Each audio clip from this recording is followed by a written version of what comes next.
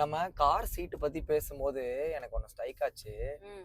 2 days back நானும் எஸ்கேவும் ஹிருதய வந்து ஸ்விம்மிங் பூல் கூட்டு போனோம்ல. ஆமா. அப்போ அவ்ளோ சமத்தா அந்த கார் சீட்ல உட்காந்துட்டு வந்தான்.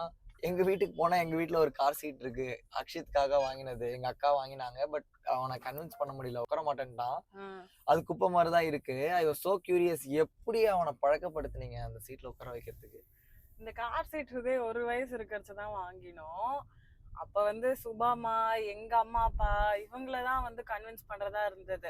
இந்த கார் சீட்ல உட்கார்ந்து தான் குழந்தை போணுமா? இப்படி அழகானே குழந்தைய, பக்கத்துல தானே போறோம், மடியிலேயே உட்கார வச்சுக்கிட்டு போலாமே அப்படின்னு கில்ட் ட்ரிப் பண்ணி விட்டுருவாங்க.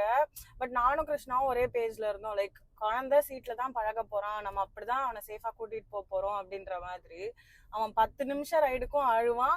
அதுல நாங்க 10-15 வாட்டி அவனுக்கு ரீஅஷூர் பண்ணுவோம்.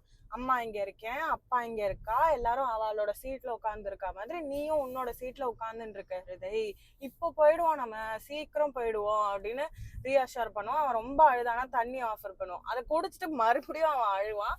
அப்போ மறுபடியும் நாங்க ரீஅஷூர் பண்ணுவோம். இப்படியே பண்ணி அவனுக்கு ஓரளவுக்கு ஒரு 4-5 டைம்ஸ்ல அவனுக்கு ப்ராக்டிஸ் ஆயிடுச்சு. he accepted that this is where I have to sit அப்படின்ட்டு. அதுக்கப்புறம் இப்ப வந்து செம ஜாலியா என்ஜாய் பண்ணிட்டு வருவான். ஆக்சுவலா நானும் கிருஷ்ணாவும் ஃப்ரண்ட்ல உட்காந்துருப்போம், அவன் தனியா ஜாலியா அங்க பின்னாடி உட்காந்துட்டு வைப் பண்ணிட்டு வரான்.